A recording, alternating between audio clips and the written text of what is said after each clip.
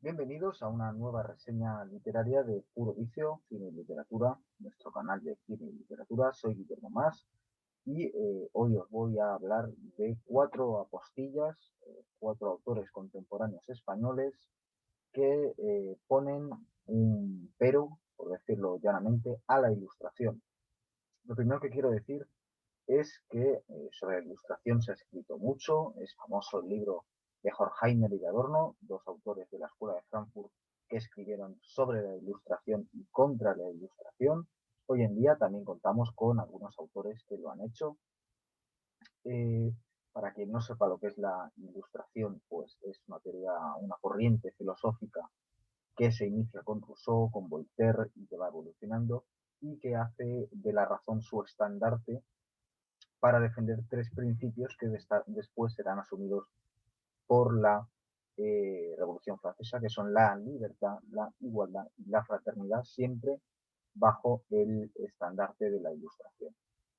También Camus, en su libro El hombre rebelde, hace una genealogía de la Ilustración distinta a la que se nos ha vendido, poniendo el foco en el Marqués de Sade más que en Voltaire o en Rousseau, diciendo que la verdadera Ilustración y sobre todo su aplicación práctica está más cerca del Marqués de Sade que de esos otros autores. También podríamos citar a Alexis de Tocqueville, el autor griego que viaja a Estados Unidos, y escribe un libro llamado La democracia en los Estados Unidos, en el que también podemos ver cómo el nacimiento de los Estados Unidos va muy ligado a la ilustración, que no se puede entender. De hecho, fue posible gracias a la ilustración. Fue el primer país fundado sobre los principios de la ilustración. Aunque luego, pues por ejemplo, leyendo otros libros como La historia de los Estados Unidos, la historia de los Estados Unidos, pues podemos ver que principalmente lo que crearon fue un Estado para blancos heterosexuales hombres, como se le ha criticado. Pero bueno, independientemente de todo eso, sobre todo es importante quedarse con esa idea de que es el movimiento filosófico moderno que parte de los presupuestos de Descartes, los evoluciona y partiendo de también las investigaciones de la enciclopedia, que por un lado es un intento de varios autores, dirigido por D'Alembert, y cuyo intento, cuyo motivo es intentar compilar todo el saber humano hasta la época de las corrientes más generales de la filosofía en un solo libro y en otra vertiente, pues que ese libro sea un equivalente laico, porque también, aunque el laicismo es una palabra que aparece en el ámbito francés en el siglo XX a principios, podríamos decir con nuestro lenguaje de hoy que es el intento de crear un libro sagrado laico. Eh, de hecho, siempre se intentó hacer una versión resumida, pero bueno, es un libro que tiene varios volúmenes, como también pues, lo tiene la Biblia o el, aunque nosotros lo tengamos en formato de un solo libro, o los distintos libros como la Torá que tienen los judíos, que son tres libros sagrados. Digamos que es el intento por hacer una versión laica del libro sagrado, que sería ese, la enciclopedia. Y lo interesante aquí es que recientemente hay cuatro libros que no tienen ninguno de ellos más de 10 años dentro del pensamiento español que no han tenido gran repercusión, salvo uno de ellos, a pesar de que han recibido premios en general y reconocimiento porque son libros bien estructurados, que plantean todos, ponen en el punto de mira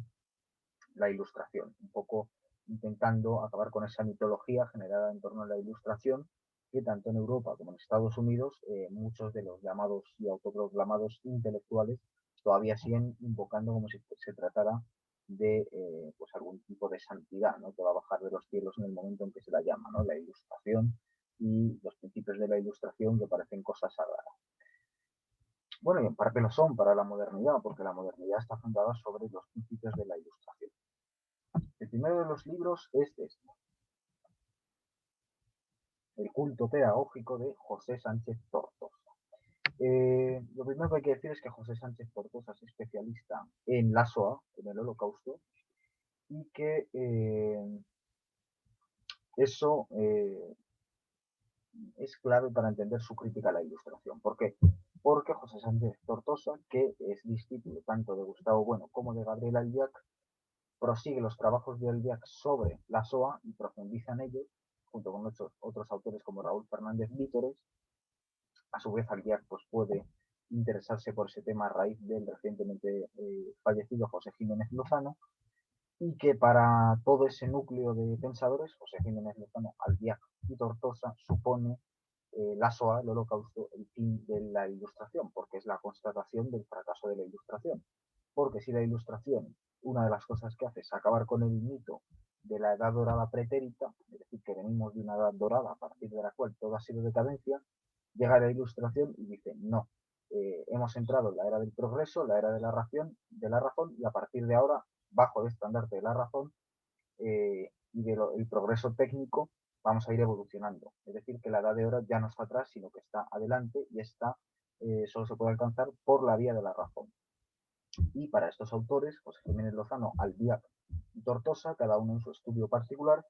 lo que significa y lo que representa el Holocausto es el fracaso de esa idea. ¿Por qué? Porque unos 2 siglos después de la Ilustración, ¿qué es lo que ocurre? Que millones de personas son exterminadas gracias al avance de la ciencia, valiéndose del avance de la ciencia, y además lo hace con un aparataje judicial de derecho, es decir, valiéndose del derecho. Ahí está Carl Smith valiéndose de la metafísica, y ahí está Heidegger como tontos útiles del nazismo, que son usados para justificar el Holocausto. Como digo, todo eso no aparece en este libro, pero es un poco el contexto en torno a José Sánchez Tortosa. En este libro, El culto pedagógico, lo que se centra es una crítica a la forma moderna de entender la educación, y para ello lo primero que hace es presentarnos cómo era la educación en, por ejemplo, la antigua Grecia, hacer un recorrido histórico de lo que es la educación, deteniéndose en distintos lugares, y finalmente llega a la educación actual, que él llama populismo educativo, y que según él parte de Rousseau, parte de la idealización de la juventud, de la adoración del niño, y que él critica porque lo que hace es enseñar el relativismo más que enseñar creer en la verdad, aspirar a la verdad, y donde se le da una prioridad a los sentimientos de los alumnos por encima de los conocimientos objetivos que pueden adquirir mediante el estudio. Esa es la crítica a la ilustración que hace José Sánchez Tortosa en su libro El culto pedagógico, editado en Natal. Más tarde, o después, llega María Elvira Roca Barea con un libro del que ya se ha hablado en este canal y que es uno de los libros de ensayo más vendidos de las últimas décadas en España, que es Imperiofobia y Leyenda Negra. En este libro lo que demuestra María Elvira Roca Barea es que la ilustración es una invención de los propios ilustrados, que como casi todos los filósofos tienen que crear una escuela filosófica para autojustificarse y decir que es la mejor, por lo tanto hay que leerles solo a ellos, que crean un sistema de propaganda en el que necesitan un enemigo para ellos demostrar qué es lo ilustrado, es decir, para decir qué es lo ilustrado, qué es lo bueno, hay que decir qué es lo no ilustrado, qué es lo malo. Y en este caso, entre lo que escogen, pues escogen a Rusia y escogen a España. Y entonces se ceban con ellos creando toda una propaganda falsa en contra, que se vale también pues de la leyenda negra. Entonces, la leyenda negra antes, que era patrimonio de los protestantes, decía que los españoles eran el diablo. La leyenda negra, a partir de los ilustrados, lo que dice es que los españoles están atrasados porque precisamente son muy creyentes.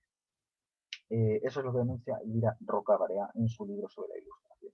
Sobre la leyenda negra, pero que tiene ese capítulo sobre la ilustración. También tenemos este otro libro, Razón Cálida, de Carlos Díaz, editado en Escolar y Mayo,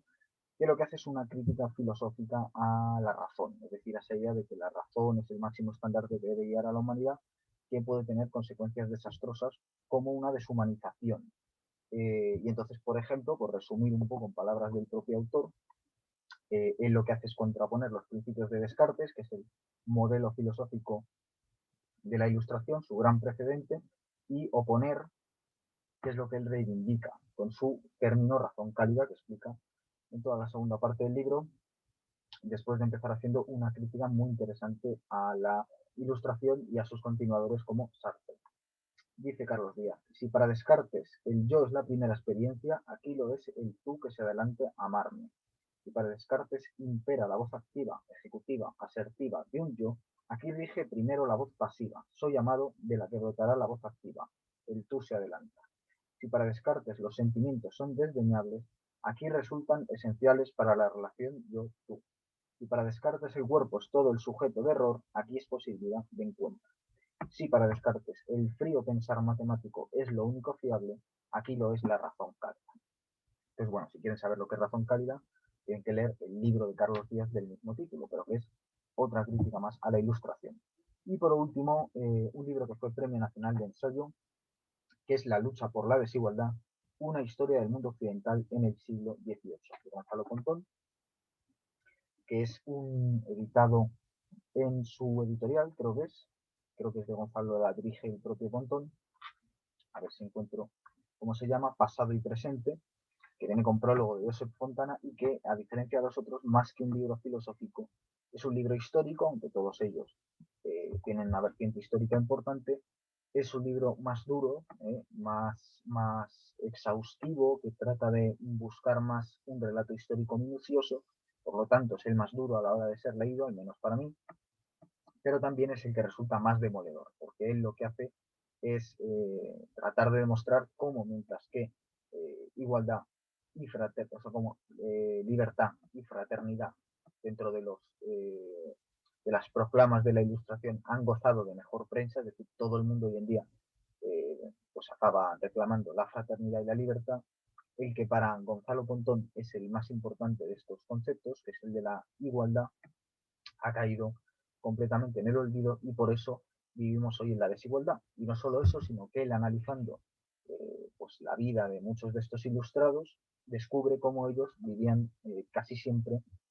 aliados con los poderosos, favoreciendo la desigualdad en lo que se viene a llamar despotismo ilustrado. Entonces, con lo que hace Pontón es exponer las malas condiciones de la época y cómo eso no le importaba en absoluto a los ilustrados. Es más, lo que dice Pontón es que eran todos pues parte de la clase alta, que no les importaban para nada las clases bajas, que le daba igual que la gente se muriera de hambre y en definitiva pues que eran todos una banda de hipócritas que lo que querían era vivir como casi todos los intelectuales favorecidos por el poder. Entonces, bueno, estos 4 libros son 4 postillas a la Ilustración, que es un movimiento filosófico que tenemos encumbrado en parte por ese sistema educativo que lo enseña como si fuera una cosa estupenda, cuando estos autores, entre otros, pero estos tienen la particularidad de que son españoles y de que han hecho 4 trabajos ejemplares muy exhaustivos y muy académicos sobre el tema, pues creo que merecen ser recomendados. Y con esto llegamos al fin de la reseña, espero que os haya eh, causado interés, que os animéis a leer alguno de los libros o todos, y si es así, pues os invito a suscribiros, a darle a me gusta, a seguirnos en Twitter y a seguir atentos a más vídeos de reseñas y de programas de cine. Un saludo y hasta el próximo programa.